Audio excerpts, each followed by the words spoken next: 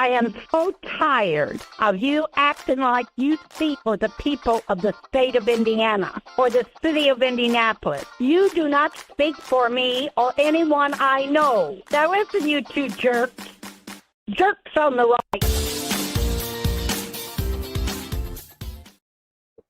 I'm sorry, I was putting eye drops in my eyes and you guys. Sorry. Hi, everybody. Good morning. I was woefully unprepared for us to get on screen. Hello, good morning, greetings, salutations, everybody. Happy Wednesday. It's hump day. It's Dad Joke Wednesday, isn't it? It is. Dad Joke Wednesday. I do not have any dad jokes prepared. I don't either. Again, woefully unprepared for Dad Joke Wednesday. I can tell you what's coming up on the show. California's on fire, you guys. It's bad. We're talking about that. Also, we're talking about Trump's absolutely lit presser yesterday. Amazing. And Sunny Hostin, that lovely, lovely lady from The View, she gets some karma. We're talking about that. All that and so much more. You guys can check us out at chicksontheright.com/links. That's where you can find and make sure that you're subscribed to this podcast. Please do that. Just click subscribe. Tell your friends. Tell your liberal friends, especially.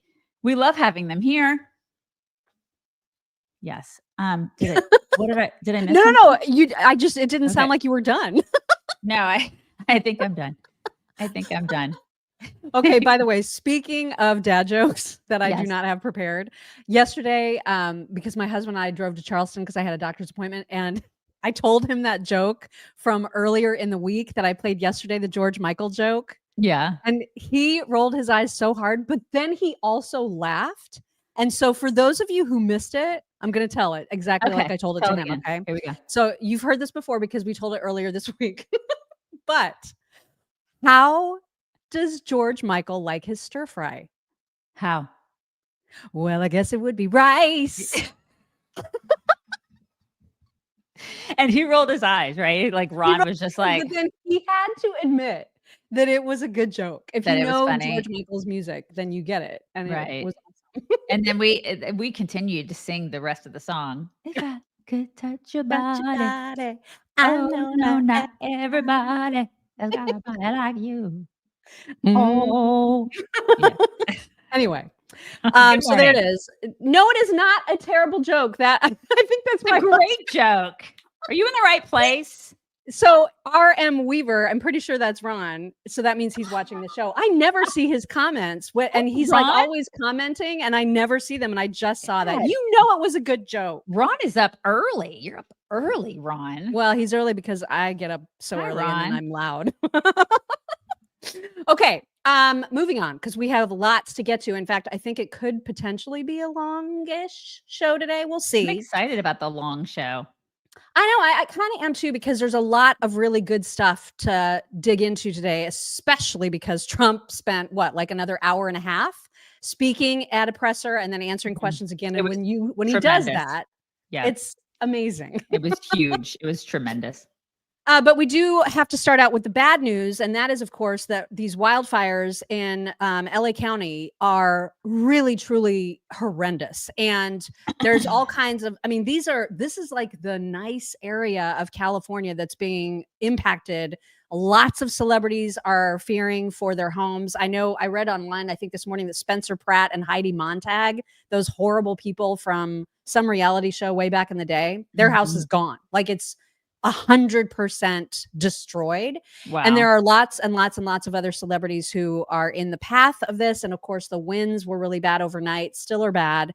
So it's very, very difficult to get it contained. And we'll talk about why that's even happening in just a little bit. But one of the things that happened late afternoon yesterday is that as people were trying to evacuate, it got so bad that they started abandoning their cars on the road and taking the keys. So when fire trucks were trying to get through to actually save homes, they couldn't get past these cars and eventually it was horrible. So they had to use giant equipment to push these cars out of the way. Here is a news story about that.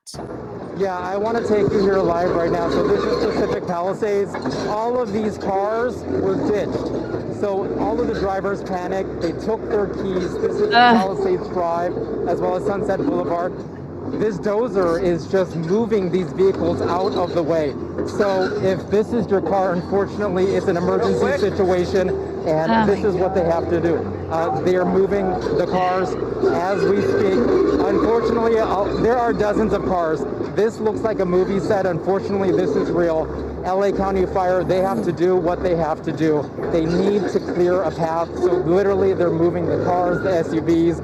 We're seeing Mercedes, very nice vehicles, Teslas up here, but that's because the car owners, they took their keys and they just started running. Why would they left do the that? cars here as the firefighters were trying to clear the pathway, clear the roadway. This is an emergency situation where, you know, they need to get up to the homes. They want to make sure people are not trapped up there. But this line of cars probably goes about 300 feet deep, at least as long as I can see from this bird's eye view. So we're kind of staying back. They're in a situation here where they are literally moving these vehicles out of the way. Yes, it is causing damage, as you can hear from the screeching noises, but that is what they have to do.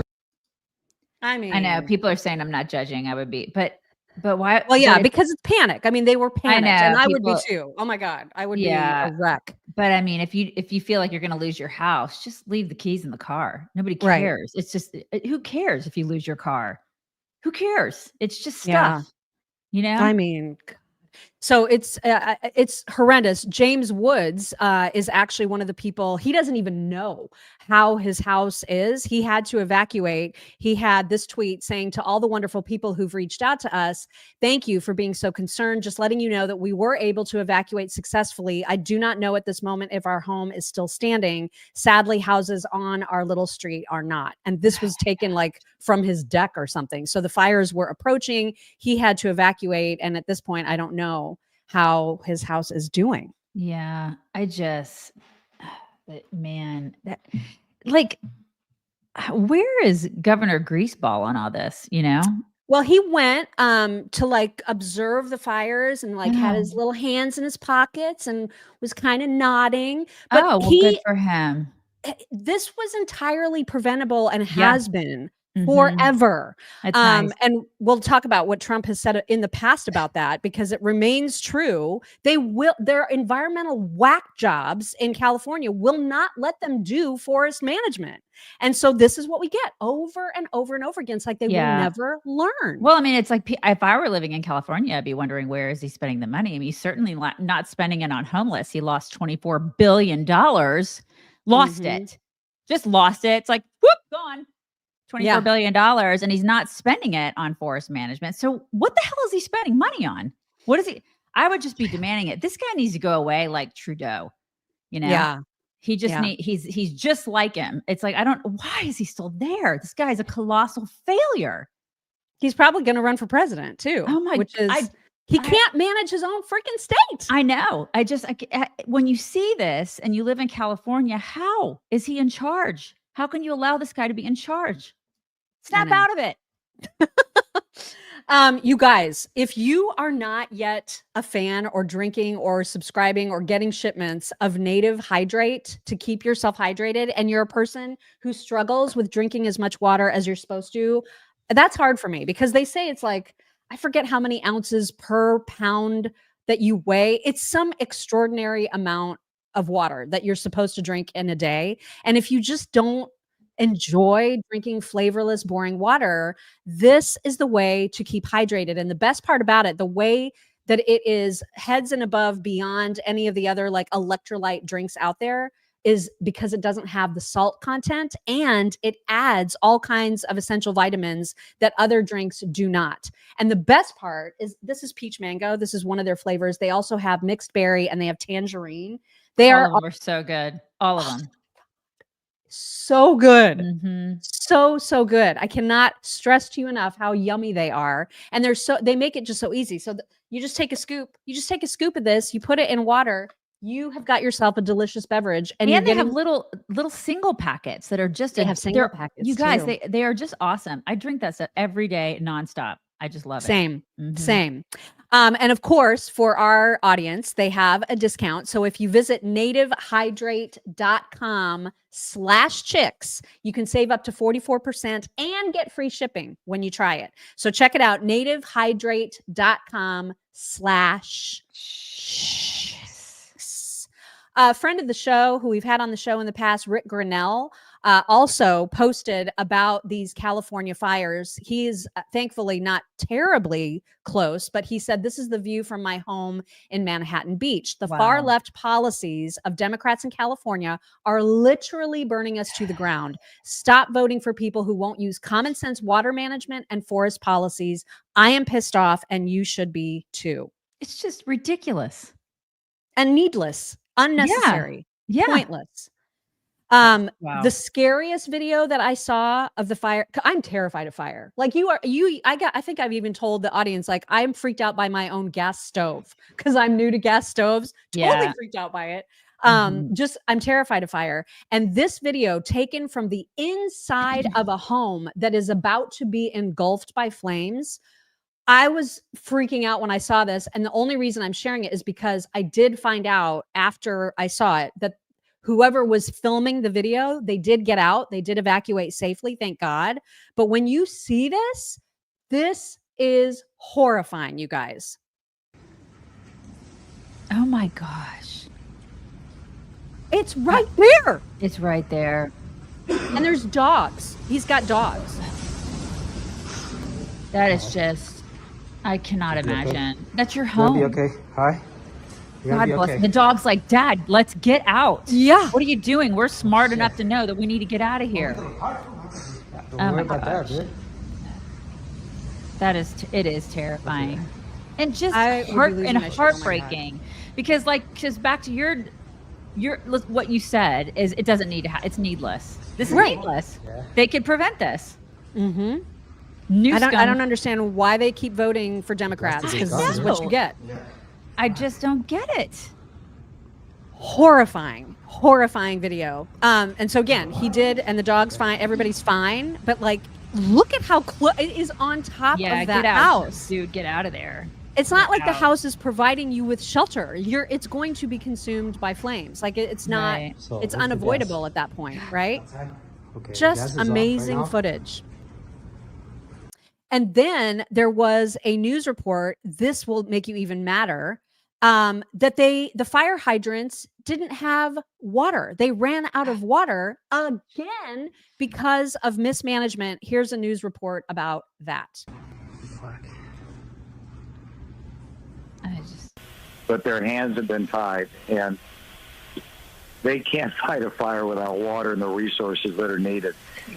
Everybody knew these winds were coming.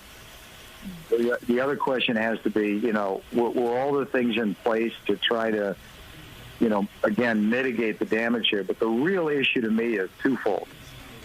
We've had decades to go remove the brush in these hills that spread so quickly. And the second is, you got to have water. And my understanding is the reservoir was not refilled in time and in a timely manner to keep the hydrants going. Why? So that's a failure, whether on DWP's part or another city agency. But this is basic stuff. This isn't high science here.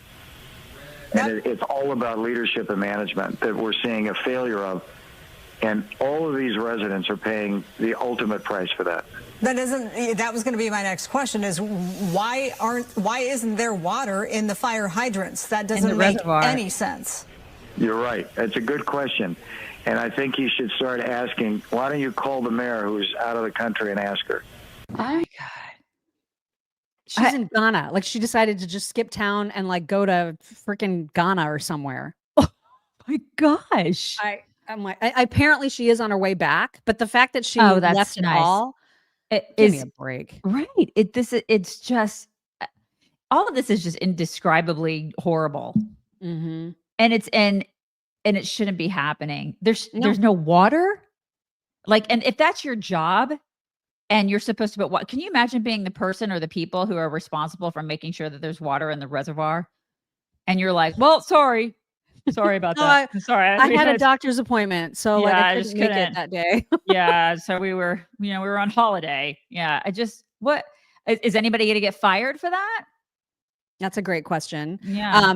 Just to give you an idea of where the priorities typically lie, though, this is California. Let me just introduce you to the LA County Fire Department chief. Inspired. She took time out of her already busy schedule to tell us about her vision for the department's future, one that includes a 3-year strategic plan to increase diversity. People ask me, well, what number are you looking for? I said, I'm not looking for a number. It's never enough. Out of 3,300 city firefighters, only 115 are women right now. She's already looking at ways to change that. She's quick to point out that doing so has a greater purpose, attracting the best and brightest for the job. They feel included, they feel valued, and they feel part of a cohesive team. The chief also checks another box when it comes to inclusivity and diversity at this department.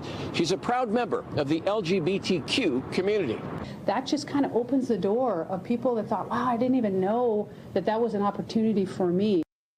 Great. Yeah, That's great. Fantastic. Checking all the boxes, but making sure there's water for fires. Here's a box to check. Here's a How box. about some clearing of the brush? But I'm a lesbian, so we don't need no stinking water for the fires. You can't make it up. You can't. You can't. You cannot make this crap up. It's unreal. Liberals, y'all. Liberals. And this is horrible. And I don't understand how this has happened. But here was another story that I saw. There's apparently reports of mass fire coverage cancellations by insurance companies just weeks ago. And so apparently James Woods said that his entire neighborhood had their coverage mass canceled just recently. I don't know why, but that's not okay. You know what I mean? So now people have lost their entire homes and have no recourse. Wow. I can't believe James Woods still freaking lives there. I'm actually shocked. Why hasn't that guy moved already? I'm shocked. That's a great question. Yeah. That is a great question. Now, Trump has been talking about forest management and mismanagement in California for so long that here are some tweets from 2019 where he directed these to Governor Newsom, saying the governor of California, Gavin Newsom, has done a terrible job of forest management. I told him from the first day we met, he must clean his forest floors regardless of what his bosses, the environmentalists, demand of him. He must also do burns and cut fire stoppers every year. As the fires rage and California burns, it is the same thing. And then he comes to the federal government for financial help. No more. Get your act together, Governor. You don't see close to the level of burn in other states, but our teams are working well together and putting these massive and many fires out. Great firefighters. Also, open up the ridiculously closed water lanes coming down from the north. Don't pour it into the Pacific Ocean. Should be done immediately. California desperately needs water, and you can have it now. This was 6 years ago. 3 years. Yeah. Literally 6 years ago. This guy's, it's unreal. And then people are like, Trump is bad. Trump is bad. Oh my God. He's providing a solution. Governor Newsom is wasting your money or pocketing it. And then they're like, oh yeah, he's the savior of California. Let's go ahead and just keep reelecting this scumbag and then let it burn. It's unreal. And if you think about like all the other states and countries that have massive forest footprints that do not have this problem. Yep. At what point is it going to occur to Gavin Newsom that the problem is his management? Well, he's going to keep blaming it on climate change, right? Oh my God. Because this is what these people do. He will. He'll keep pointing fingers and he will. Because and a lot of people in California will be like, yes, it is.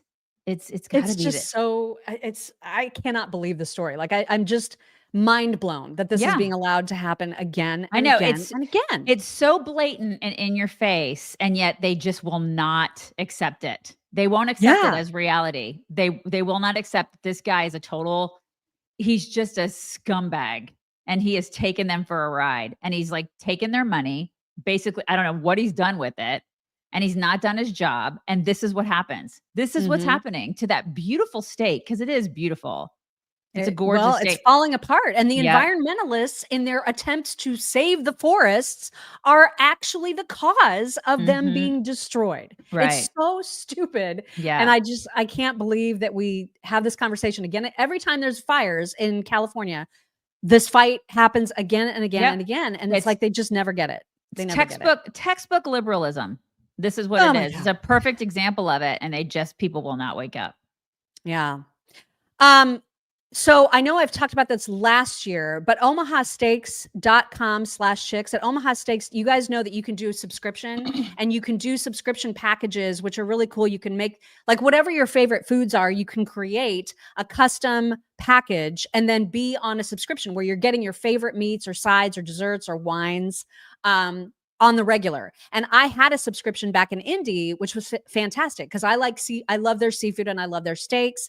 And I love so many of their sides. And so I just put together my favorite things. And then I decide how often I want those things to come.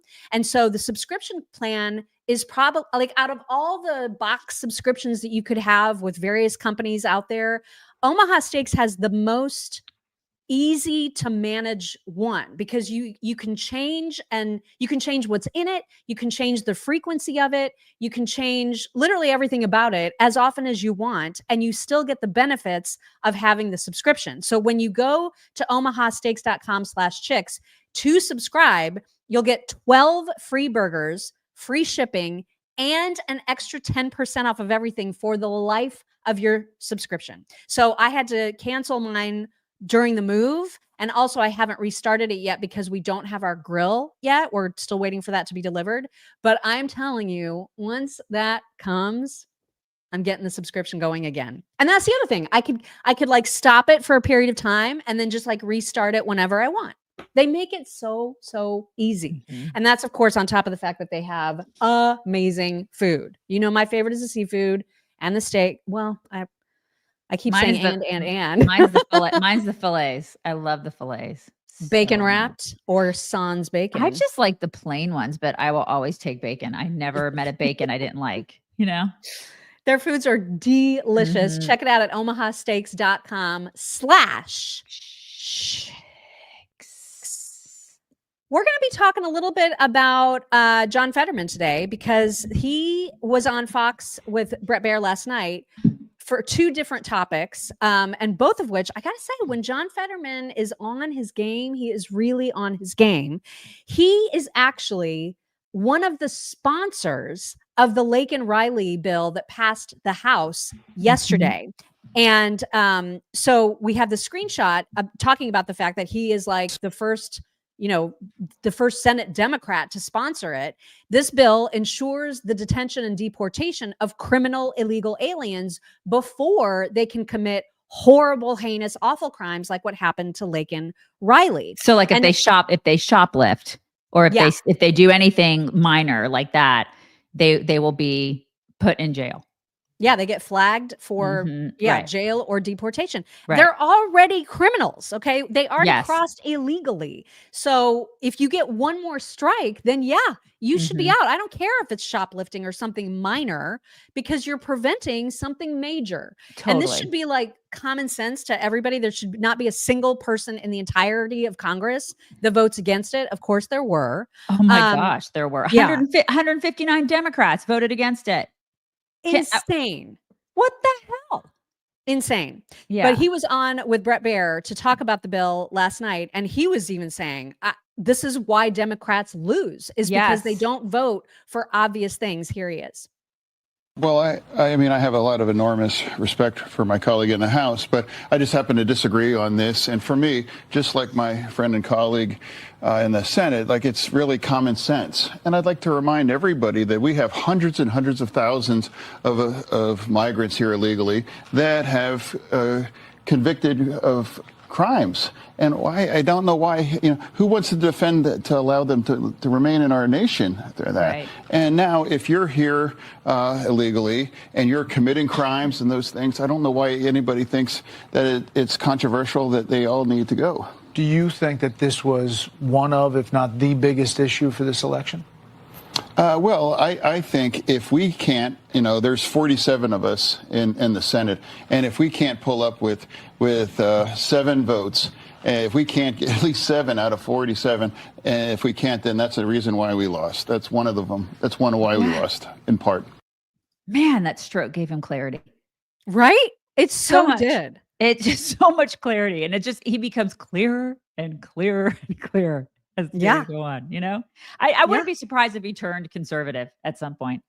I mean, I feel like it wouldn't shock me. He's like Anna Kasparian, right? Just kind of like waking up, sucking on the pink pill, maybe trying to get down to that red, juicy center. Yeah. And it's just nice to see a Democrat that's not a like, stop Trump at all costs. Right. He's not hysterical. He's not just like this screaming lunatic who will do that at the expense of the American people. He does have some common sense. Go figure. He absolutely does. Absolutely does. And like you said, this screenshot just, shows 159 Democrats in the House voted against the Laken Riley Act. Thankfully, there were 40 something. I forget the number. But some number of Democrats did vote to pass it, thankfully. And now it'll hit the Senate. I hope that John Fetterman can convince 6 other Senate Democrats to have some common sense, but who knows? And I don't know when that vote is happening, but obviously the House bill now goes to the Senate and we'll see what happens. Those 159 people need to be shamed. Yep. Big time. And one final bit of news with headlines. Kamala Harris is going to Singapore, Bahrain, and Germany to tout the Biden administration's accomplishments. Oh, okay. That'll take like what? 0 seconds? It's gonna be a short little trip there. Yeah. So that is happening. And then another thing that happened, I promise we're going to get to the Trump presser because there's lots and lots of juicy stuff from that. But another thing that happened earlier yesterday is that Mark Zuckerberg released a video talking about some major changes happening at Meta that obviously includes Facebook and Instagram.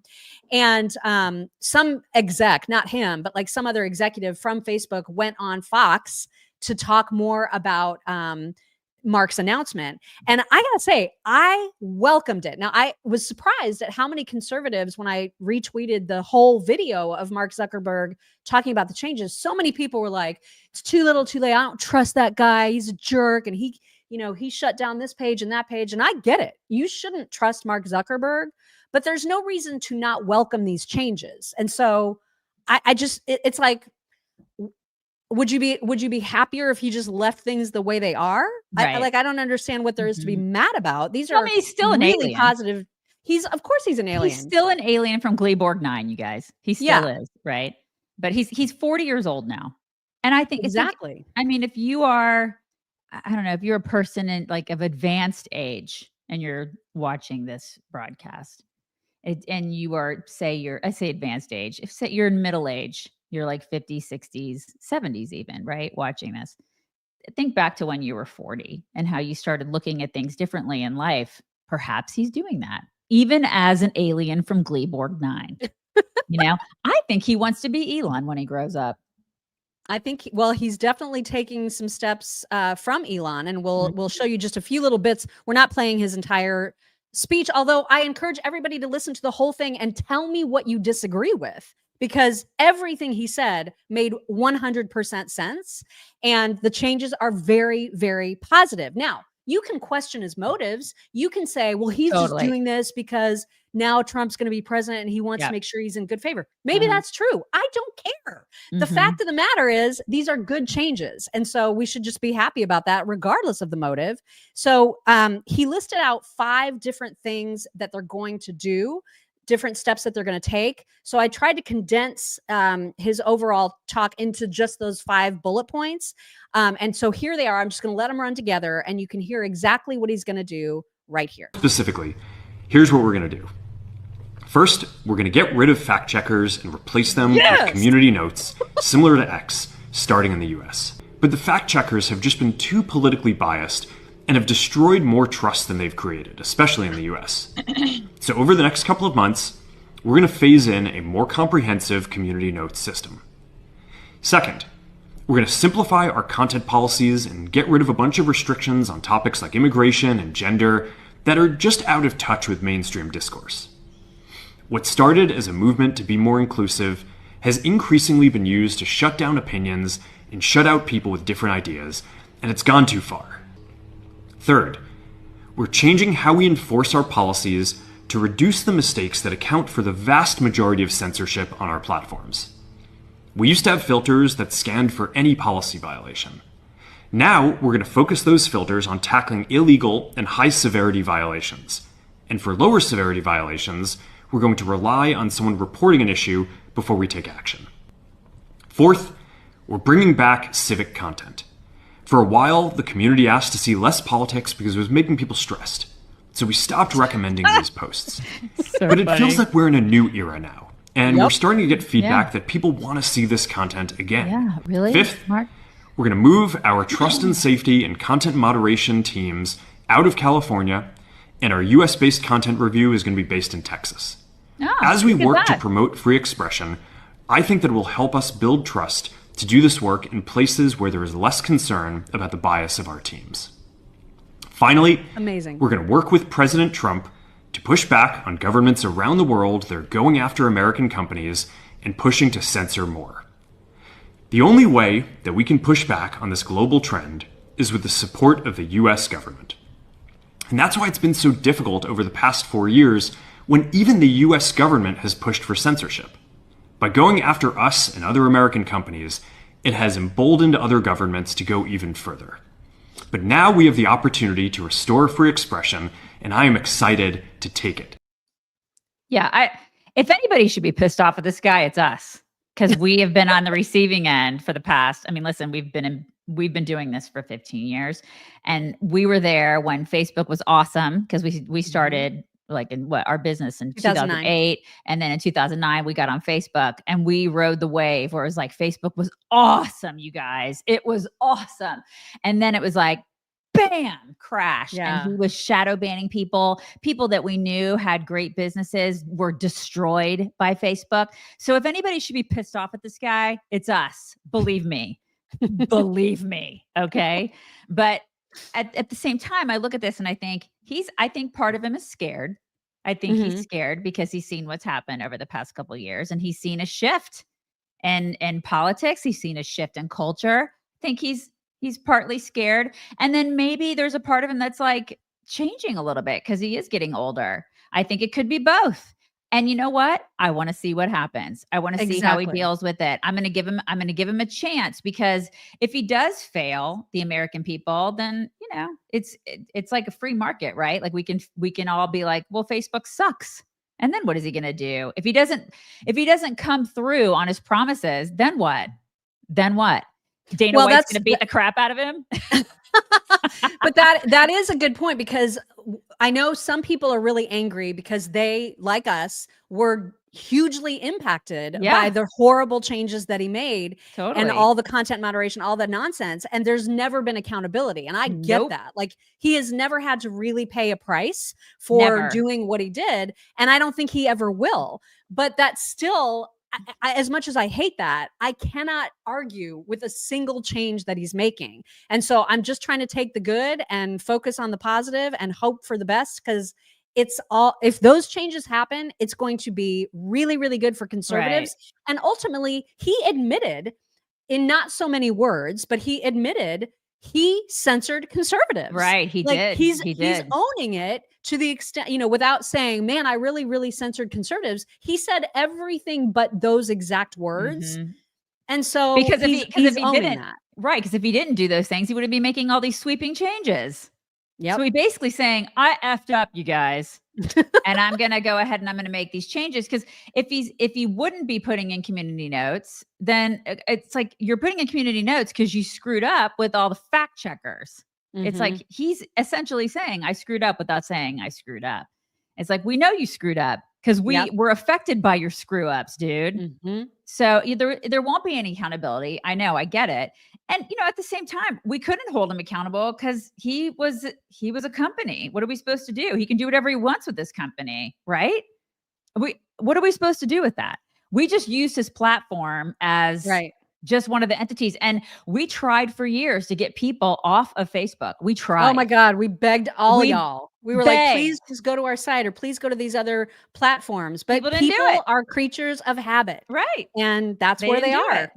People can hate Facebook all they want, but you use it every day. So it's like, I welcome this change because people never got off of Facebook and they ain't ever going to get off it. Mm-hmm.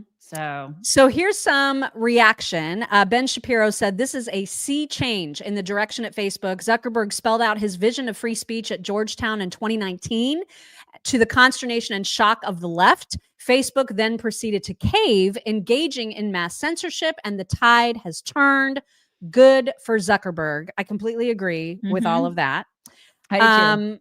Scott Adams, I think, is next, saying, I don't think this is a mystery. Zuckerberg is insanely smart and capable. He's reading the room. He's a patriot. Apparently, he likes free speech as much as you do and sees the same issues you see. Business-wise, he needs the U.S. government to pressure other nations to stop censoring. There is no other way. Facebook has been crippled by their own biased fact checkers. Community Notes works. He's a fast follower. Summary, this is smart, perfectly timed, and on point. Yeah, he's a fast follower. He sees Elon and he's like, I want to be like Elon. Yep. And that, if he wants to be like Elon, that's not a bad thing. That's not a bad thing at all. Not a bad thing at all. A couple more reactions. Brian Stelter said, big picture, Mark Zuckerberg just announced sweeping changes to the social internet, all in line with the desires of Trump and Trump voters. Out with the fact checkers that conservatives deride. In with more permissive rules for posting conservative opinions. In with more free speech. Right. How is this a bad thing? Well, I guess it's a bad thing for Brian Stelter, the journalist. Yeah. Uh-huh. Nicole Shanahan is one of the people that are bitter. And I get it. Like, I totally understand her point as well. She said, this is interesting timing. 4 years after censoring a sitting president, Zuck suddenly announces these reforms right after the same man he banned from his platform gets reelected by the people. What about the thousands who were censored and humiliated for speaking truth to power? She's not wrong. She's totally not wrong. But he doesn't. But is he going to be held accountable? What are we going to do? Put him in jail?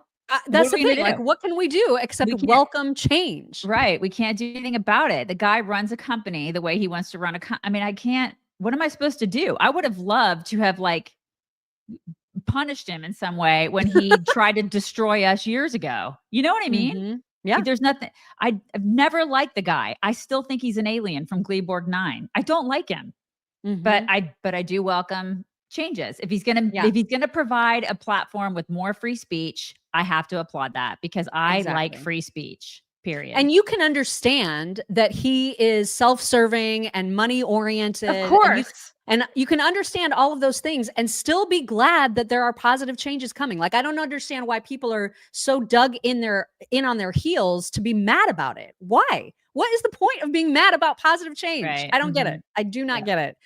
The people that were most surprised about Mark Zuckerberg's announcement apparently were the fact checkers that he is getting rid of.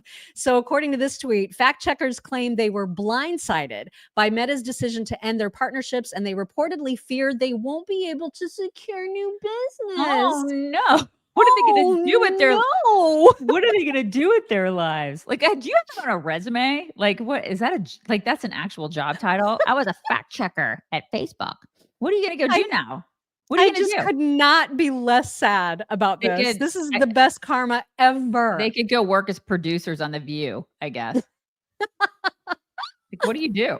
I just love this. And then the best headline ever came from the New York Times, which Babylon Bee's Kyle Mann immediately made fun of. New York Times said, Meta says fact checkers were the problem. Fact checkers rule that false. That's the greatest. And so Kyle Mann was like, I would like to offer whoever wrote this headline at the Times a job at the Babylon Bee. That is so great. It's so great. God, so perfect. Yeah. Oh my gosh. Anyway, so that was a big thing that happened. Yeah. Now we got to get into all of the apparently new countries that we're going to dominate and take over. Maybe by force. We don't know. Right. No. So yeah, yesterday was big day in the Trump world. It started out, at least for me, this was my timeline when I started to realize what was happening. I saw this tweet that said, breaking, Trump confirms that Donald Trump Jr.'s trip to Greenland is a part of an effort to come up with a deal to bring Greenland into U.S. territory. basically. He said, Don Jr. and my reps are landing in Greenland. The reception has been great. They and the free world need safety, security, strength, and peace. This is a deal that must happen. And I was like, wait, what? What's going on? Started seeing the videos. God. So the first video that you're going to see here is Trump Sr., Donald Trump, calling in on Don Jr.'s phone when, like, I guess he first arrived to Greenland, and he's among all these people in MAGA hats, and like they're super excited about potentially being taken over by America. And so Donald Trump called in to talk to them on speaker. And so that's the video that you're going to see right here. What happened to me related to my son, and he's a real hunter, fisherman, and all the things that you love. And I thought it'd be great to go up there with his two very talented friends and the other group, a lot of other people. So I just want to say that it's a very special place. It needs security for itself, but it also needs security very much for the world. The location really, you see the people and the ships sailing around, and they're not the right ships, and they're not the ships you want to know about. So we need security, and our country needs it, and the whole world needs it. Yes. You're so strategically located. Yeah. So it's really imperative. You are right. I just want to thank everybody. You guys like that, right?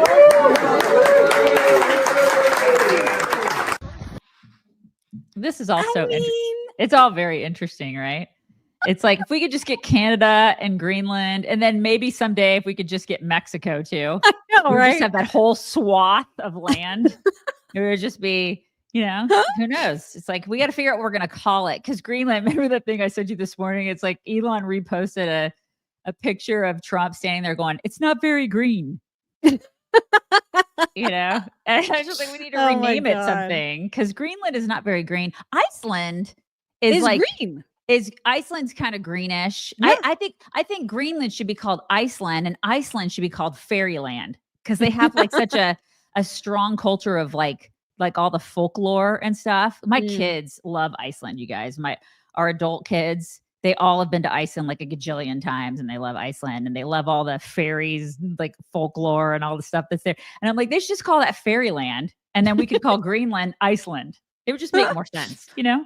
I did see a video this was not a good idea, but like the potential, someone said that if Canada and the United States and Mexico become one giant country, you use the C from Canada, the U from United States, and the M from Mexico, and that's the new name. And I was like, absolutely not. No, I don't think we want to name that. No, that's inappropriate. Very No. inappropriate. And then there are some people on Twitter who are saying that this is the new world order. There's like that. Well, we'll get to that. I've got that tweet. Yeah, but because we have to get to the like. How does all this work anyway? Who owns it now? Is it for sale? We have a lot of history stuff to get to too. This is going to be a long segment because of the presser and because of all the different countries that Trump has apparently got his eyes set on. But here's a little bit more of Don Jr. when he first arrived. This is obviously his first time to Greenland. He was just soaking it all in. Here he is. Guys, we're here in Nook, Greenland. This is the founder, 1721. That yellow house with the red top, that was his original spot. That's where he moved. This is where it all started out here. Just incredible scenery. It is beautiful. Super cool stuff. So beautiful. And Charlie Kirk was with him. So Charlie Kirk also went on the trip, and then they, ran into a bunch of young guys, all in the MAGA hats that are super stoked about this potential takeover. Here's that clip. Okay, we are here in Greenland with Don Jr. Everyone wants to be on TikTok. What do you guys think of America? Great. Love America, and you love Trump? Yes, of course. The youth of Greenland, Don. We're hearing a lot of it, guys. We're hearing a lot of it. And you guys all watch TikTok, right? Of course. I'll follow you. Oh, thank you. It's live from Greenland. That's pretty cool. Yeah, it's amazing. So I didn't know any of the Greenland history. I had to look all this up. This is not something that I know much about, but it's a territory of Denmark. And they apparently, as you can see from all these red hat, like super excited people, there's a popular independence movement. This is according to Reuters. And their prime minister says they want independence from Denmark. So it is a territory of Denmark's now, and they do not seem to want to budge on that. And so that obviously is going to cause a big conversation, as you might expect, between America and Denmark. And then now Trump, of course, is also talking about acquiring the Panama Canal, which has been operated by Panama since '99, thanks to Jimmy Carter. So that gives you a little bit of the history. Well, play some clips from Trump's presser, because this is where he talked about all of this. He even talked about changing the name of the Gulf of Mexico. Here he is on that. Going to be changing the name of the Gulf of Mexico to the Gulf of America, which has a beautiful ring that covers a lot of territory. The Gulf of America, what a beautiful name. And it's appropriate. It's appropriate. And Mexico has to stop allowing millions of people to pour into our country. They can stop them. And we're going to put very serious tariffs on Mexico and Canada, because Canada, they come through Canada too. And the drugs that are coming through are at record numbers. Yep. I was telling my husband last night, I hope that one of the first things that he does is he declares the cartel a terrorist organization, and that like he sicks our military on them, because it's the number one killer, 18 to 44, ages 18 to 44 is fentanyl in this country. I feel like that is a public health crisis. I feel like that is, to me, that's an invasion. They're trying to kill our people. Obviously, they are killing our people. So declare the cartel a terrorist organization and just make it stop. And then, let's figure it out. Plus, Mexico's taken tons of money from us. And Canada too. Yeah, they all just sponge off of us, and then Mexico's killing our people. I mean, it's outrageous. So make all that happen. If I were president, that's what I would do. Well, he was asked, because obviously he always takes questions from reporters. He talked more yesterday than Biden has to the American people in his entire presidency, without question. Yeah. I mean, that's how he is always transparent. And he's always, people get freaked out by like some of the things that he says that seem so over the top in the moment. But I think a lot of this he does to start the conversation. And he just goes for the shock and awe right away. And then it sounds ridiculous, but then people start talking about it and it becomes a thing. You know what I mean? It's not so shocking. Which is what all of this feels like. And so when a reporter said, wait, can you assure people that you're not going to do this with military or economic force? And here's what he said. This is to Greenland and the Panama Canal, so forth. Can you assure the world that as you try to get control of these areas, you are not going to use military or economic coercion? No. I love he's like, no, I'm not going to do that. I'm not going to. Nope. Oh my God. It's fantastic. I think it's fantastic. I love it too. He's like, no, I'm not going to assure you that. I'm not going to assure any of that to you. It's oh my God. And he was also asked about hopefully the next prime minister of Canada is Pierre Poilievre. He was asked about Pierre Poilievre, who's already been outspoken saying, no, we're not going to become part of the United States. Like, I'm a Canada first guy, just like Trump is a America first guy. First, yeah. And so here was Trump's attitude about Pierre's comments. Mr. President, if we were to work under the assumption that you're serious about making Canada 51st state of the United States, the leader of the Conservative Party in Canada said, under no circumstance will it ever be the 51st state. Maybe he won't win, but maybe he will. I don't care. You had suggested Listen, I don't care what he says. But Sir Lopez, you said you were considering military force to acquire Panama and Greenland. Are you also considering military force to annex and acquire Canada? No, economic force. Because Canada and the United States, that would really be something. So he put these two tweets up of like he's so trolling at this point. He put both of these tweets up. It just will not stop. And the libs are losing their shit right now. Oh my God. And I'm here. I'm here for it. I'm just here for it. I'm loving all of this so much. They're just like, oh my God, yeah. He's gonna like invade Canada. He's gonna invade Canada, you guys. I can't. Just shut up. So great. Sit down, Jim Acosta. Like, calm down. Justin Trudeau, who's like already resigned and he's on his way Yeah. out, he's trying to be like Mr. Alpha right now, which is so hilarious. He said there isn't a snowball's chance in hell that Canada would become part of the United States. Workers and communities in both our countries benefit from being each other's biggest trading and security partner.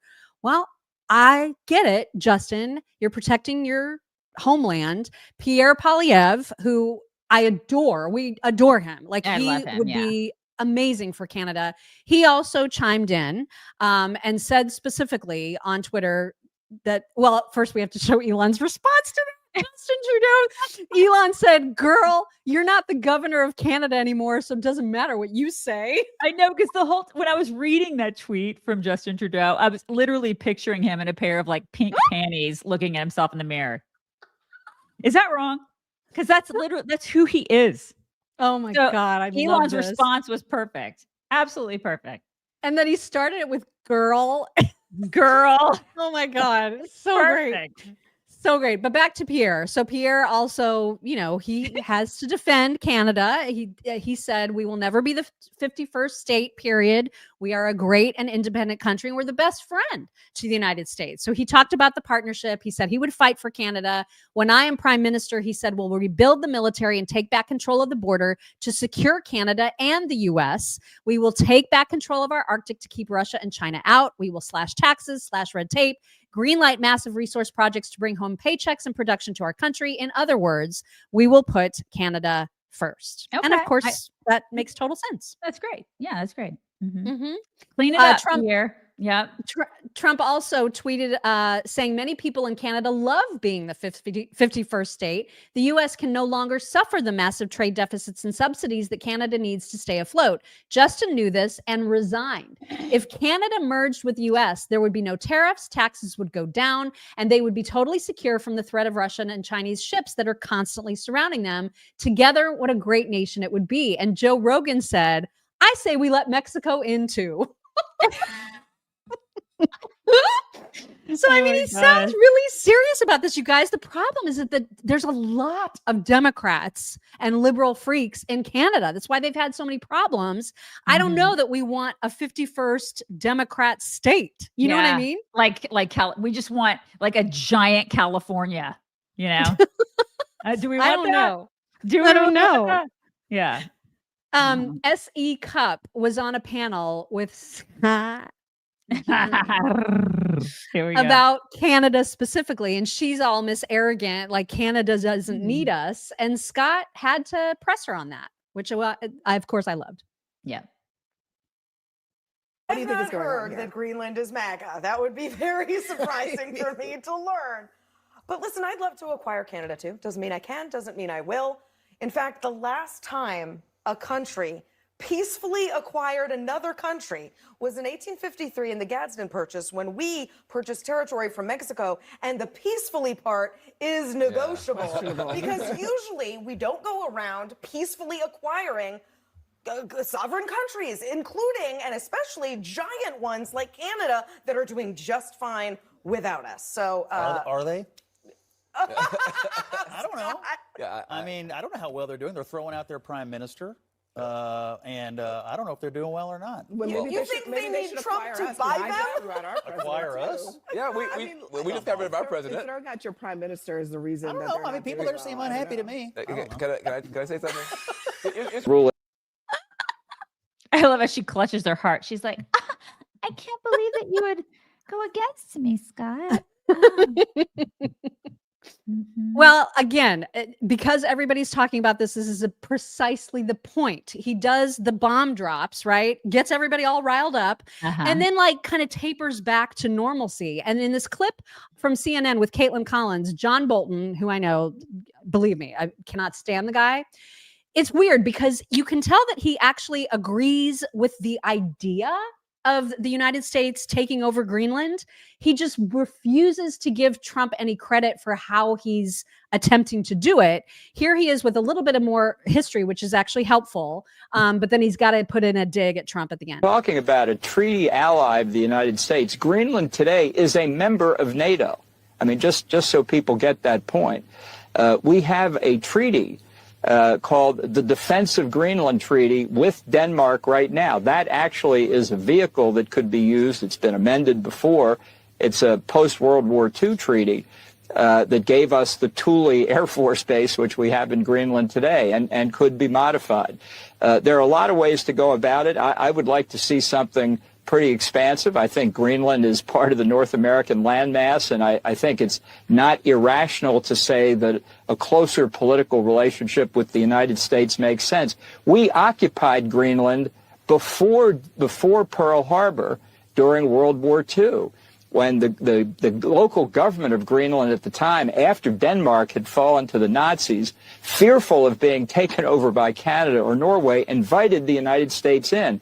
After Donald Trump's remarks, I think it's very unlikely the current local government of Greenland would do that. We've got a lot at stake here.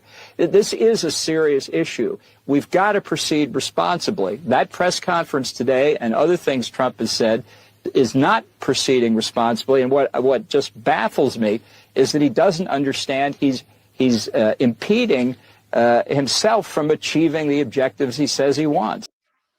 I disagree. Same. Totally He knows disagree. exactly what he's doing. He knows exactly. Art of the deal. John Right? Bolton, take all the seats, dude. Nobody cares what you think. Well, Scott Jennings had a great summary of the press conference and is trying to get everybody to just calm the F down. Here he is. You could think small if you want to. I think Trump's thinking big, and he's thinking about U.S. interests. There are U.S. interests in Greenland. They have rare earth minerals. We already have some kind of space facility there, and it would help fortify us against the Russians. The Panama Canal is, of course, of interest when you consider the Chinese incursions and influence in this hemisphere. What Donald Trump is saying to the world is, we are not a shrinking violet anymore. We are the United States of America. We are the preeminent superpower, and reporters keep asking him to rule things out and take things off the table. And it would be the height of stupidity to do so now or to anything else before he takes office. Why would he tell the rest of the world what he may or may not do? Here's one reason why. Let me play what he said. This was speaking about Putin's invasion of Ukraine. Shut up, Abby. Yeah. They're just, these people are just, they're not used to seeing giant hairy balls. They're just not used to seeing. It's alarming to them. They're like, oh God, hairy giant ball, and we are like, oh yay, look, giant hairy balls. Yeah, they're back. They're back, you guys, balls. Oh my God, it's we're so super true. excited. We're super excited about it. And they don't like the balls. We like the balls. I mean, OGV says nobody I like balls. Same. A lot of people here like balls. And so we're excited to see them back. It's with purpose and by design, and I love all of it. Jesse Waters also weighed in on these potential land occupations. Here's what he said. And there's a lot of minerals, great. You could project a lot of force to counter Russia through there. But it's also a very poor country. And we basically do whatever we want there anyway, and it would really piss off Denmark and all of Scandinavia, and they would ruin our access to the North Sea and the Baltic. See, I did study, Greg. And then in terms of Panama, yes, I definitely think they need to reduce the transit rates because we're getting ripped off every time we sail through there. But I don't want to occupy that stupid country. It's run by cartels. That'd be a mess. Canada. At first I wanted it. And I tried to divide it into 2 states. And then I realized we'd be adding Montana, basically, for the Republicans, and electorally like a Texas for the Democrats. And I don't like that. But the fact that they don't want us to take them over makes me want to invade. I want to quench my imperialist thirst. Good. Oh my gosh, that's hysterical. That is really funny. Isn't that perfect? I love it. It's great. Love it. And then once again, John Fetterman making all the sense and being the voice of reason for his side of the aisle, telling everybody, can you just calm down when it comes to stuff that Trump says at his pressers? Here he is again on Special Report last night. There's a lot of talk about Greenland, for example. Now, and I know there's a lot of freakouts, and of course I would never support taking it by force. But I do think I do think it's a responsible conversation if they were open to acquiring it and, whether just buying it outright. I mean, if anyone think that's bonkers, it's like, well, remember the Louisiana purchase? Oh, I think Alaska was a great deal too. $50 million, I think it was. It was referred to as Seward's Folly, and now that was Alaska now. So, I mean, open to having all kinds of conversations as well. And now I don't think it's not helpful to freak out, but some things might work out, some may not, but that's part of an ongoing dialogue. But he hasn't even taken office in 2 weeks. And, we really need to pace ourselves if we're going to freak out over every last tweet or every last conversation or press conference. Because, but yeah, I mean, that's the difference between them and us. We want to have responsible conversations, and they think men can get pregnant. Exactly. And then, as you mentioned earlier, you sent me this tweet. I don't know who Andrea Lynn is, but Andrea Lynn said, if you're wondering why there's talk of bringing in Canada and Greenland, here's your answer. Trump was installed to usher in the new world order and to get conservatives to accept it, and it's working. Yeah. I saw this and I went down the rabbit hole a little bit yesterday, and there's a lot of people that feel this way, right? Really? Because they're saying, they're trying to get conservatives to accept it, that kind of, like she said. And listen, if that were the case, then I don't understand why they'd be trying to keep him out of office so hard and why they tried to kill him twice. Right. So I'm not buying this. Listen, I think this is bull crap. It's bull crap. When it comes to conspiracy theories, I am your huckleberry. I will go down any rabbit hole with you. I am serious. I will get in the car and I will drive down all the rabbit holes with you.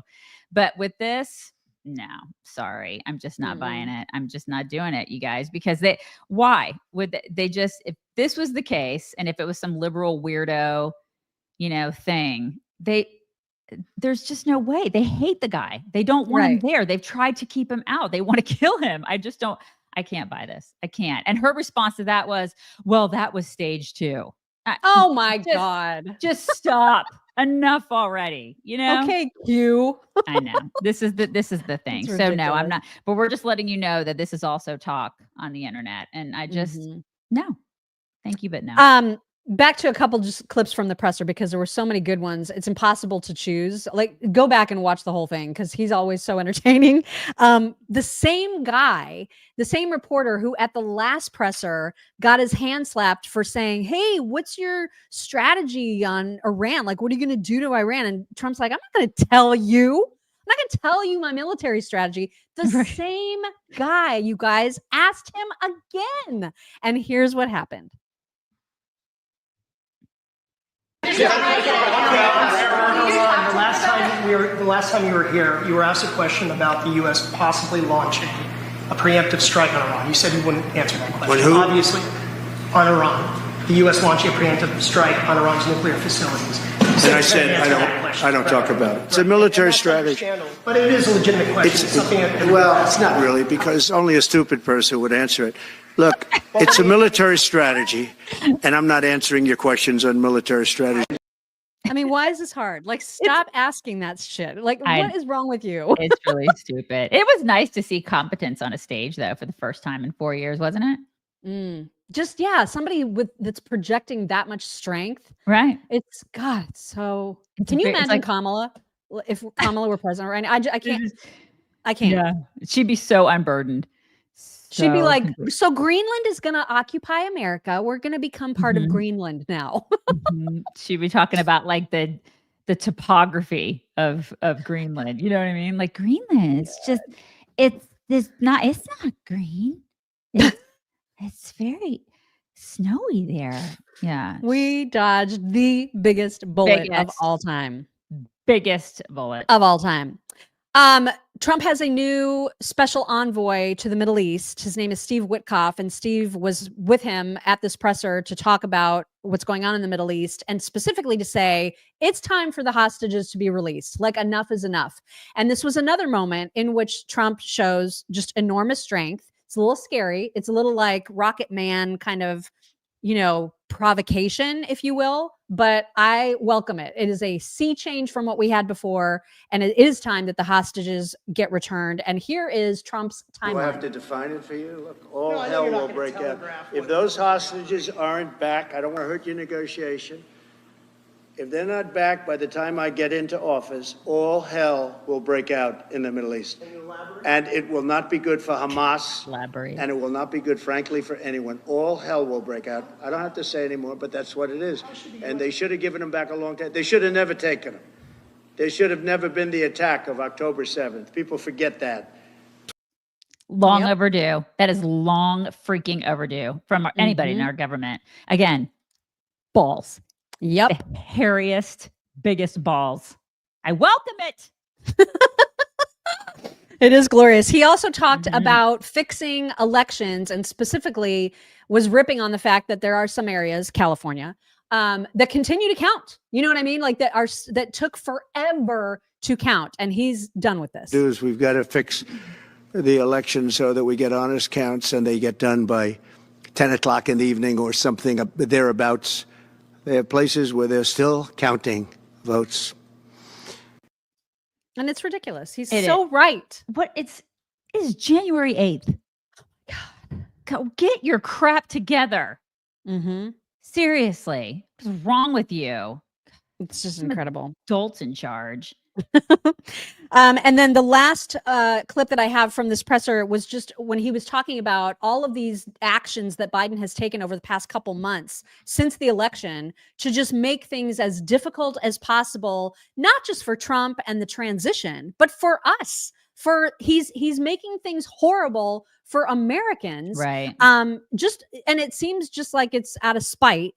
And Trump talked about that. Here he is. Are inheriting a difficult situation from the outgoing administration, and they're trying everything they can to make it more difficult.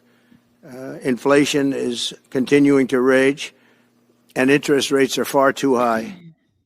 Yeah, I mean, they're just, it's just the seagull thing again. We're just crapping all over the place because they don't care about Americans. They're just full of spite.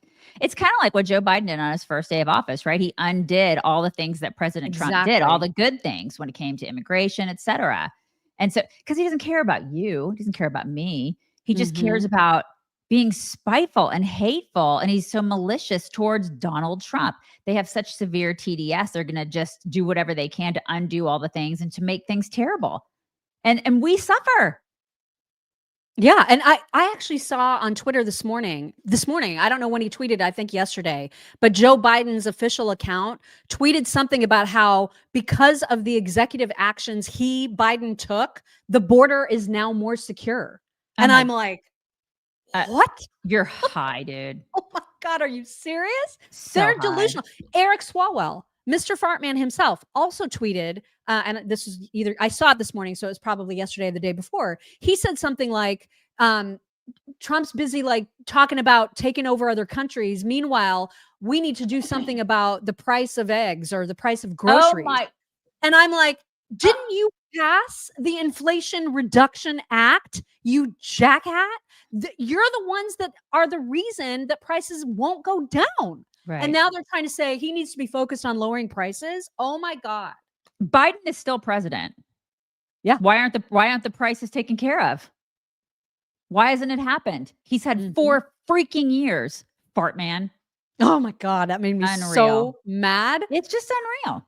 Yeah. And then the other thing, I wanted to mention this yesterday. I completely spaced out when we were talking about like all the January 6th mumbo jumbo and all of that stuff. There are so many weird ass libs on all of the socials right now. You see bunches and bunches of videos of these Democrats who are convinced, Q style, that Kamala is going to still be president.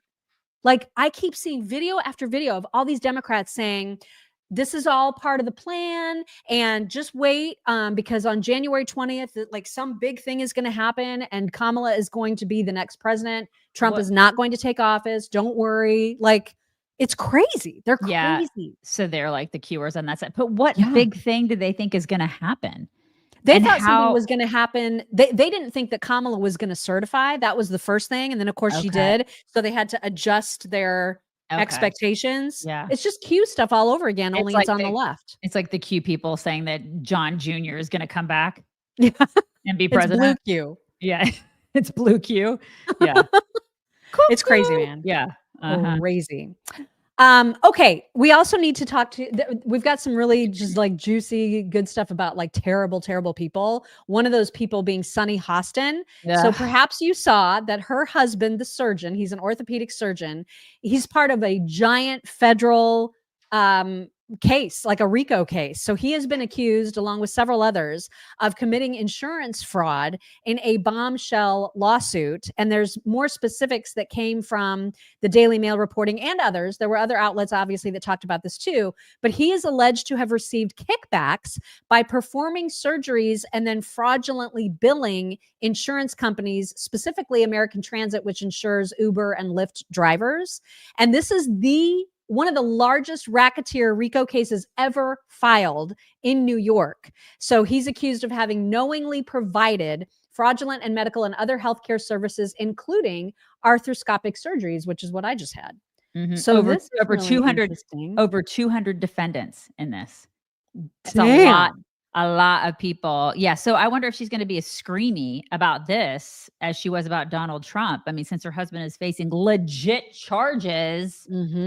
This is awful, and they rail against, like, I'm sure that they talked about the insurance stuff, with dude. Well, what's funny is that somebody dug up from just around Christmas an episode of The View right after the United Healthcare CEO got shot. She went on a tear about it and actually kind of implicated her husband. And so a lot of people are posting this clip because it sounds like she's saying, oh, he's so benevolent, like he's such an amazing doctor. But she actually also says that he did exactly what he's being accused of. Here is the clip that everyone is talking about from a couple weeks ago.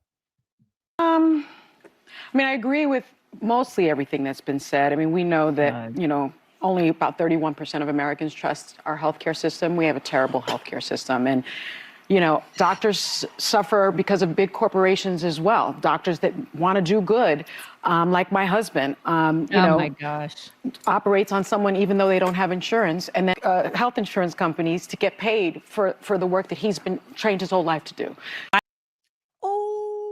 That's probably not a good thing to have said on the air. Probably don't want to say that. Yeah. And I mean, he obviously makes pretty good money because they've been married since 1998. They currently live in a 10-bedroom, 10-bathroom estate in Purchase, New York.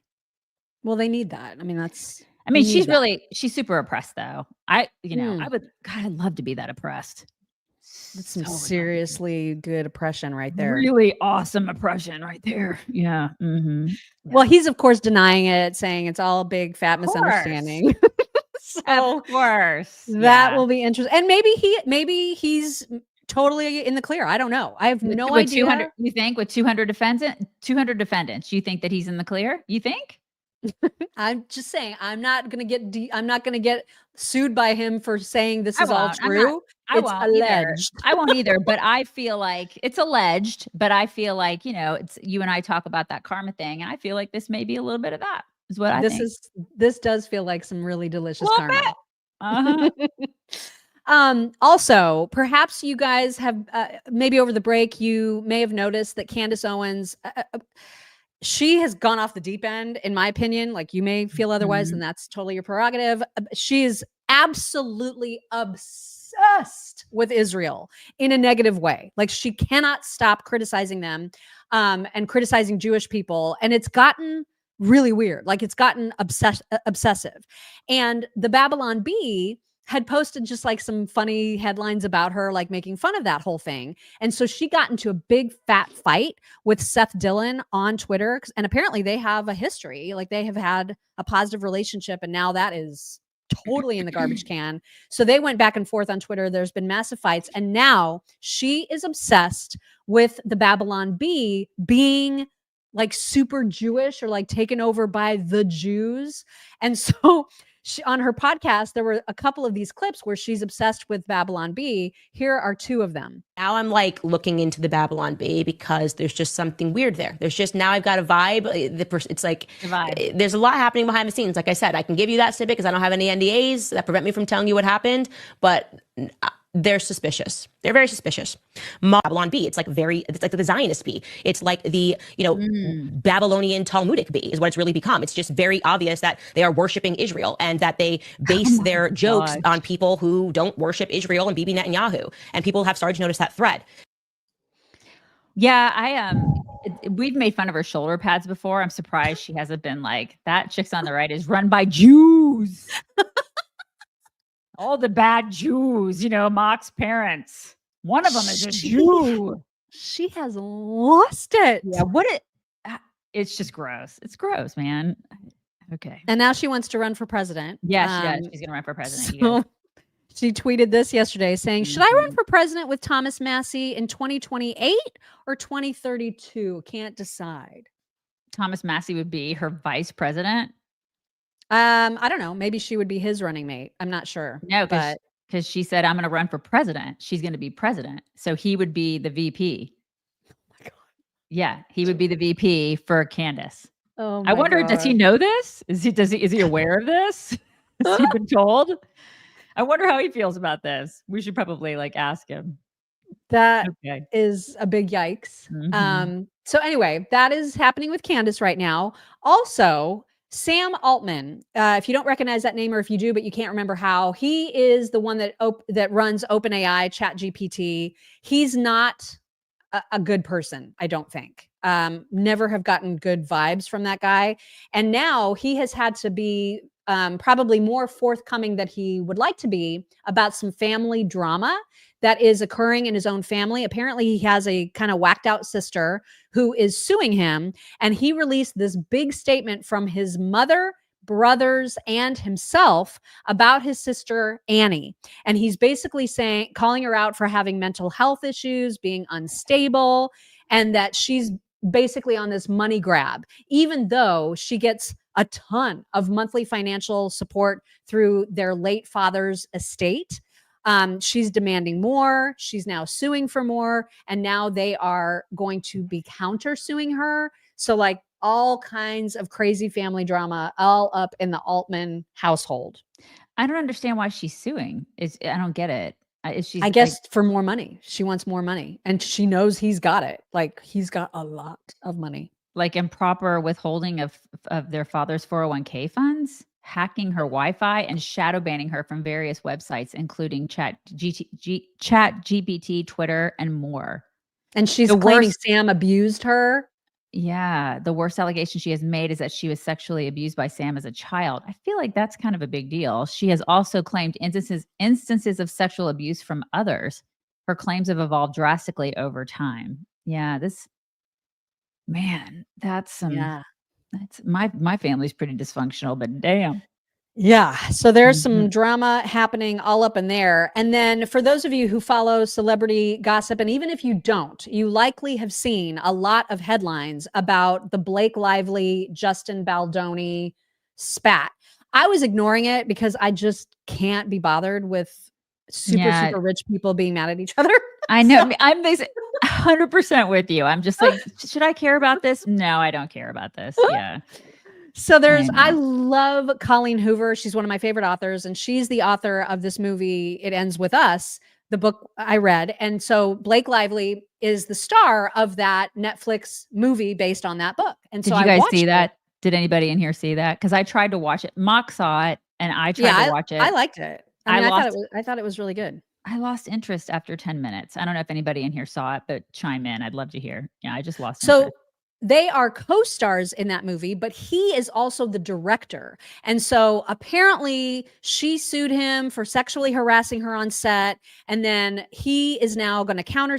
There's all kinds of drama. And I cannot tell you that I've kept up with the details because, again, I haven't. I've seen the headlines and I've just been like, nah, I don't really want to invest a lot of energy into this. But then last night I saw Sage Steele talking about it because I was kind of assuming that he was the bad guy in this, even though I know a lot of people complain about Blake Lively and saying she's a diva and stuff. But for some reason, her recounting of some of the like sexual harassment specifics seemed so specific that they seemed real.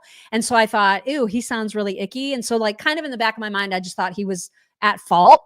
Well, then I saw Sage Steele release a video last night saying that his lawyer is her lawyer, like her lawyer that, you know, got her, worked with her throughout the whole ESPN fiasco. thing. Yeah. So she is like super pro Justin Baldoni when it comes to this story and gave a lot of reasons why. And then that lawyer was on Megyn Kelly's show. And you guys, they are not messing around. It is about to get super, super real. Listen to this. Are you going to sue Blake Lively too? Into oblivion, Megyn. Wait till you see this lawsuit. It's all going to be based on evidence. It's not going to be just a lawsuit. It's going to be the kind of lawsuit that is full of evidence, admissions, documents, which prove exactly what she did and how she bullied her way through the process to take over the movie and used her PR people to try and destroy Justin. There's a number of different defendants here. Stephanie Jones will be all over this complaint. That is the PR agent who was supposed to be working for Justin Baldoni. Leslie Sloan, who's another PR agent who will be part of this lawsuit. That was Blake Lively's. Blake Lively will be sued, and we're carefully considering other people that will be sued also. Ryan Reynolds, for sure. Now it's getting interesting. It's getting, now I'm a little interested too. Once you start suing like them back, there's a counter sue, and Ryan Reynolds gets all wrapped up in it, and they didn't go to the Golden Globes. Yeah, something. None of them, like either Justin or Blake. I don't know if Justin went or not, but I know Ryan Reynolds and Blake Lively, they stayed home. Yeah. It's so interesting to me because I watched it and thought they had fantastic chemistry. Like I thought I thought it was great. Like I liked the show.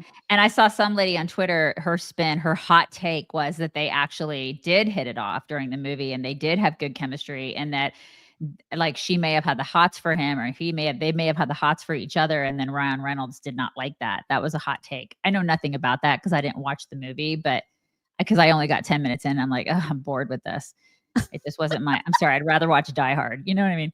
And so it's just more my style. And so I didn't watch, but that was her hot take. And people were like, ooh, that's juicy. I thought that was interesting. I don't know what you want to make of that. I don't know. It's just like, these people, man. Well, I'm paying attention now. I will say that. I am paying some attention to it. All very interesting. One more thing before we get to talks, and that is that Jordan Peterson was on with Piers Morgan. I'm not sure how long, this might be a day or two old or whatever, but he was talking to Piers specifically about Piers's homeland, the UK, and how awful it is to watch the UK turn into the dumpster fire that it is turning into. And the way, you know how Jordan Peterson, the way that he words things is just like always perfect. And so Piers does not say a word during this. It's just Jordan saying what a shame it is about what's happening to the UK. Here it is. Well, has put Canada in the doldrums that it's in, and is also responsible for the state of your country, which is dreadful. And it's I don't know if you guys in the UK understand how sad it is for us in Canada and in the United States to watch what you're doing to yourself. I mean, the UK is a great country. When I go there, I go to Oxford, I go to Cambridge, to these remarkable places in London, see your unbelievable deep history, understand how much the world owes the UK in terms of, say, the establishment of common law and decent government everywhere, including places like India. We owe the UK such an immense debt. And to watch you guys like spiral yourselves into the ground for this idiot, weak political correctness that's gone so far that you can allow your working class women to be raped en masse sadistically and say nothing about it and gaslight people who are telling the truth. It's so sickening. It's so demoralizing. It's almost unspeakable. We all pray, hope and pray here in Canada and the US that you get your act together and grow some spine again and put your damn country back together and stand up to these bloody psychopathic bullies and the woke green mob, because it would be a dreadful shame to lose you. I love him so much. Right? He says that he's so kind about it. Right. He's very compassionate about it, which is, that's such a psychiatrist way of doing it, right? At least the good psychiatrist way of doing it. It's like, listen, I love you, but you're effing things up and you've got to turn things around, and I would love to help you, but you got to help yourself. And they've got to help themselves or it's going to be their demise. He's right. I just love that. I just love it. Too. Love it. Yeah. All right. It is time for some My Pillow Talks, and we got a lot of thank yous. I suspect we've got some dad jokes from folks. I can see a couple on Venmo now.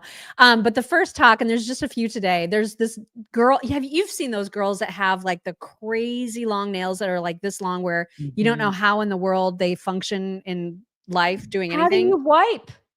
Exactly. And then how do you you eat? This is a woman who's got the crazy long nails trying to pick up a burger, and then a guy making fun of her after. Check this out.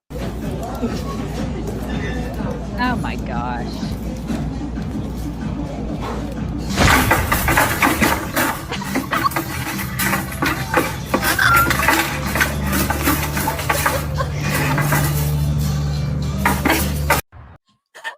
Accurate. Why does anybody want that? It's accurate. She looks like an idiot. Oh my God. It looks awful. It's not attractive. It looks ridiculous. You can't function. I don't know why people do this. Stop it, ladies. So dumb. Also, this is the most unbothered cat ever. There's a fox who wants apparently to pick a fight with a cat. And I don't know if the fox has like met cats before and knows how they sound and he's trying to emulate how cats sound, or if foxes just always sound like this. But in any case, it's just always interesting to me to hear a fox. And this one is trying to have a confrontation with this cat.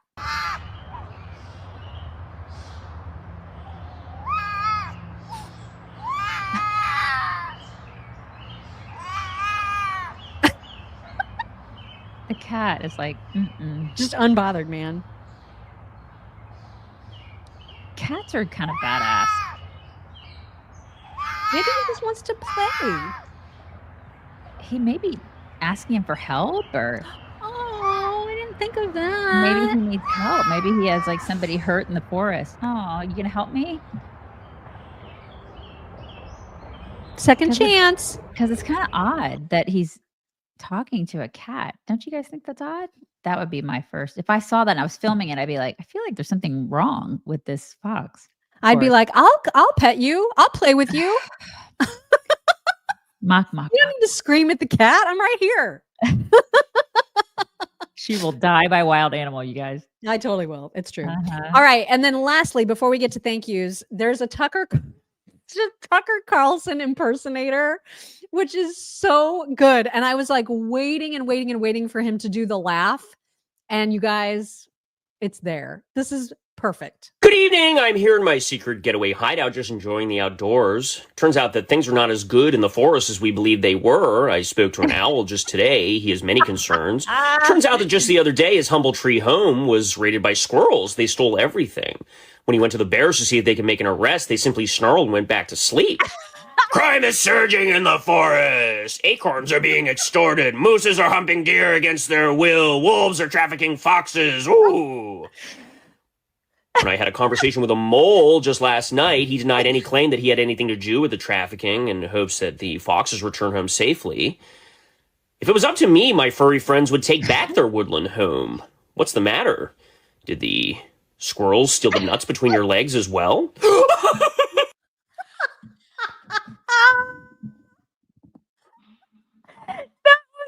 Best impression ever. I know. I loved it. Oh I loved God, it so much. That was so great. Okay. Oh my God.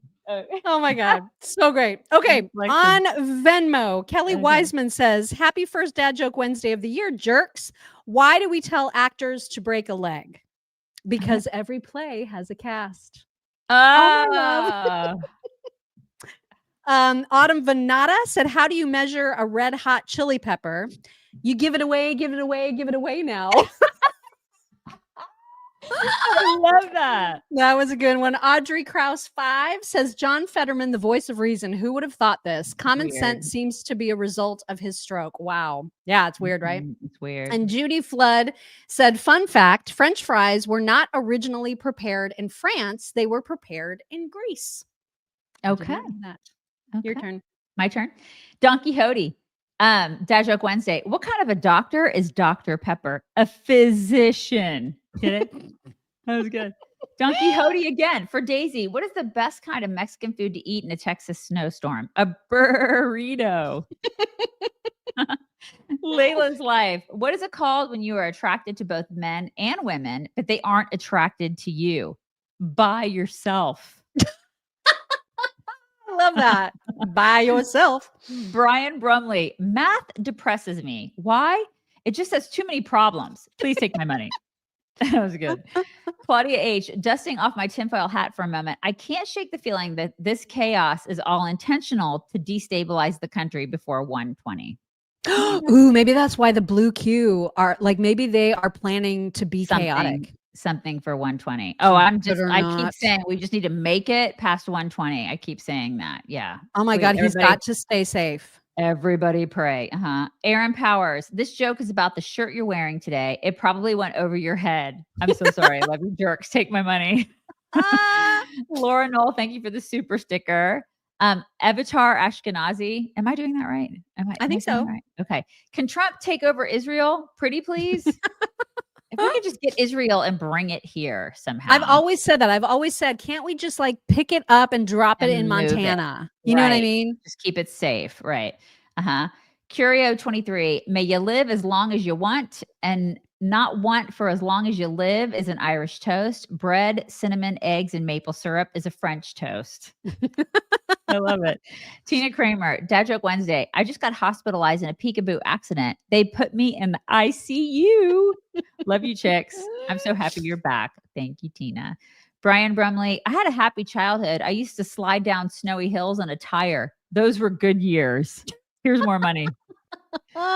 Avatar again. You have no idea how much we wait for Trump to get in the office and feed ham assholes. Hamas holes. Hamas holes. Dicks by the hour. Let this man cook already. Yes. Robin Solomon Die. Happy heavenly 90th. Elvis Presley. Oh my gosh. She would have been 90. Gosh. Wow. Wow. Nikki Diodoro, please pray for my friends as they evacuate hundreds of horses to safety in the San Gabriel Valley. Oh my gosh. Bless so infuriating. Their hearts. People don't even think about the animals. I know. So many wild animals. Nikki, thank you for pointing that out. Jose Rodriguez, morning from a chilly Texas. It sure is chilly. We're supposed to get 3 to 5 inches of snow here, you guys, this week. When? Sometime they're saying it's supposed to start tonight and then tomorrow. Freaking out a little bit about that. Everybody here, everything shuts down. We're like, what is even happening? It's so my God. Non-Texas. Yeah, an oldie but a goodie. What did the snail say when it was riding on the turtle's back? Wee! Take my ride, my.